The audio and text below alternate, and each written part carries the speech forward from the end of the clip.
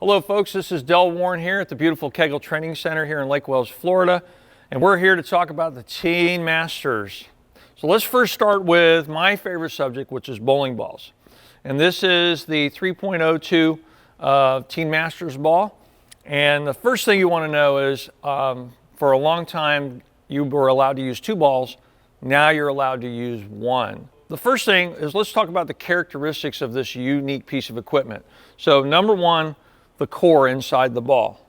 So this ball is designed to be as close to perfectly balanced as possible. The concept of the Teen Masters is really to put the onus on the skill of the bowler. So with that said, to talk about the lack of imbalance, to put things in perspective, the differential on this is 0.10. Now, that's measuring the track flare potential. A typical house ball that you would see in a bowling center is 0.20. So this has half of the imbalance that you would normally when you started bowling and you grabbed a house ball going down the lane. Okay. The second element is the fact that the cover stock is not very frictional. It's not really a modern cover stock like a reactive ball. It's the best description would be somewhere between polyester and somewhere between urethane.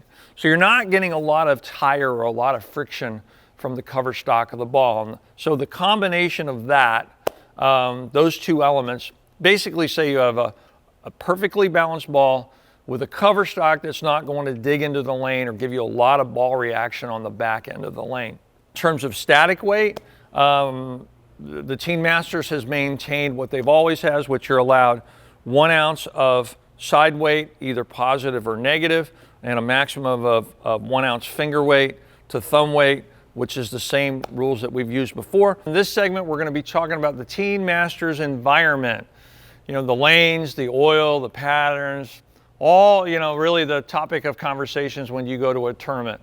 And certainly the Teen Masters environment, one of the most unique things about it is what you're going to be playing on versus what you're used to every day, either in your bowling center or a junior gold situation.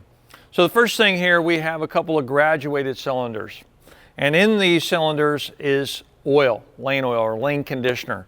And over here on the left side is the typical amount of lane conditioner that you would bowl on either in a recreational house shot, high school bowling, or even junior gold, a sport type of environment.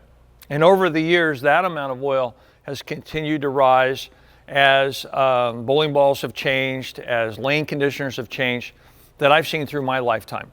So we're bowling on north or more than an ounce of oil every time we get out there and bowl. Over here is what you're going to be playing on at the Teen Masters, which is approximately about 8 mils. This is about 30 mils, this is about 8 mils. Quite a significant difference of the volume of oil that's on the lane.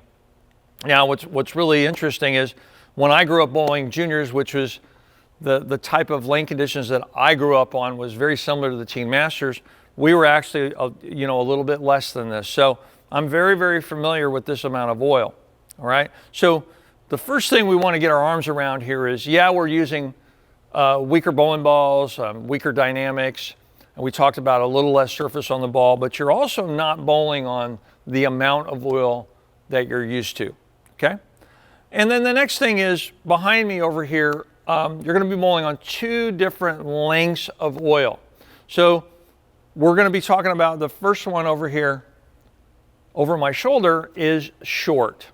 And you're going to, unlike in the past where you've qualified on short one day and long the next, you're going to be bowling on short and long every day. So the first pattern, short, is a short type pattern, and where they place the oil, not just the length, is designed for you to play out closer to the gutter. Now when I say that, I mean right of the 5 board. And typically the mistake people make on the short pattern is they use a lot of surface. I think your best chance is to use less surface, even a little bit of polish. And you're going to typically want to slide somewhere around the second dot, which is 10 or even to the right, and try to keep that ball between the first arrow and the gutter most of the time, certainly when you're bowling on fresh. Now, as we look at the other pattern, which is long, you can see there's about a 10-foot difference in those patterns, and that's intentional.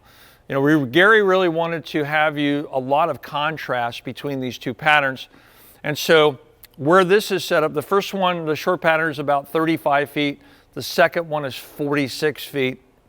And again, that's approximate because that could be adjusted slightly depending upon the lane surface and what Gary and his team sees. But as you can see, if you notice it with the long and the short, the big difference is how much friction there is between the end of where they place the oil and the head pin. And certainly on the long pattern, there isn't very much friction from the time that ball actually comes out of the oil till it gets to the dry. Now, so that means that what little help there is in the oil pattern to help create a little margin of error, that help is moved towards the center of the lane, somewhere originally around the 10 board, 11, 12, around the ball track area to get you closer to the head pin. And obviously, if there's not a lot of friction on the lane and you're using a ball that has a little bit of shine to it with a weaker cover, you're not going to want to throw the ball away from the head pin either on the short or the long. But especially on the long, you're going to be, as we've talked about in many other Kegel instruction series about aiming, you're going to try to keep that ball somewhere at your focal point around the 3 pin and keep that ball closer to the head pin. So remember that the pocket is between 19 and 14 is basically where the ball can hit the head pin and still throw a strike. So you're really going to, especially on the long, keep that ball in front of you. On the short pattern, again, the ball has a lot more friction between the end of the oil pattern and the head pin. But again, as these balls are designed, there's not a lot of imbalance in those balls. So again, trying to keep that ball closer to the gutter with a lot more roll, keep it in front of you with a bit more speed, I think you'll find that strategy is going to help you quite a bit. So again, those are your two patterns, how much oil is on the lane. And by the way, both patterns have about 8 mils of oil on the lane. So just a sliver of oil that compared to what you're used to. And hopefully that gives you a little bit of insight. But again, I think with taking some of the notes from these videos, I think the next best strategy is to get on the patterns as soon as you can and do your own experimentation, not just in one bowling center, but in a couple bowling centers. And as probably some of you are asking me, why would I want to do that in a couple different bowling centers? Well, the next two topics about the environment is going to be, number one, lane surface. So in the lane surface, if you're bowling on a newer surface, the ball is going to tend to act like there's more on the lane. The ball is going to retain ball speed, and the ball is going to go through the front part of the lane a little bit easier. If you're bowling on a little bit on a lane surface that's a little bit older, there's going to be more friction. The ball is going to tend to want to slow down and read earlier. And as you can see in that situation, you're probably going to have two different strategies when it comes to the surface of the bowling ball and how much speed you actually put on the ball. And then finally, something that we're very proud here at the Kegel Training Center, the subject of topography, which is, if you know anything about our facility here, we were the first ones to ever study the effect of the shape of the lane. What I would say to you, Team Masters bowlers and coaches, anticipate that every lane's a little different. Because as we know now in the field, because of synthetic lanes, the shape of the lane on almost every lane is different. So of course, with less oil on the lane, there's not as much lubricant on the lane to affect the path of the ball. You're really going to be seeing differences in the shape of the ball because there's hills and valleys in the lane, and gravity is going to have a much greater effect on the path of the ball. So play what you see on the lanes as you're moving from lane to lane. Play the type of ball reaction and what your ball is telling you to do. And again, I think the nuances are going to be coming from the topography of the lane. Okay, so these are all the variables about the environment. Hopefully that gives you some insight to your strategy for having the best Team Masters possible experience for you. Again, I hope this helps, and we'll see you soon. Hi, Team Masters bowlers, Del Warren again in Kegel Training Center. And so For this segment, we're going to be talking about part 2, the environment. And one of the significant changes that's taking place is the fact that you're going to be bowling on combination hole pattern the entire time, short and long, and you're going to be bowling on fresh, burn, and double burn. So what I would suggest you do, what that means is on the fresh is fresh. Everybody's used to bowling on fresh.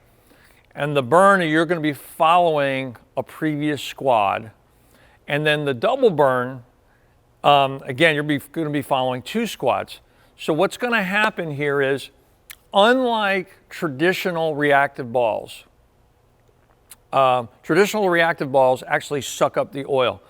These balls do not absorb the oil. Now, remember, there's only about 8 mils of oil in the lane. However, I've been to maybe 20 Teen Masters.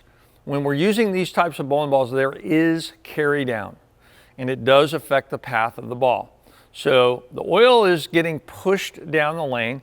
Some of it is coming off the bowling ball that comes back through the ball return that's getting wiped off. So you're getting some oil removal, and most of it is getting pushed down the lane, which is much different than what you're used to. So as you bowl, you're probably going to start, if you're right-handed, a bit farther to the inside. It's not going to be as much as it would if you were following a previous squad with reactive balls. Number one, you don't have as much oil on the lane to begin with, which means there's not as much change. Number two, you're not using balls that flare. And number three, you're not using cover stocks that soak up the oil, rather than it comes off the ball a little bit and it gets pushed down the lane.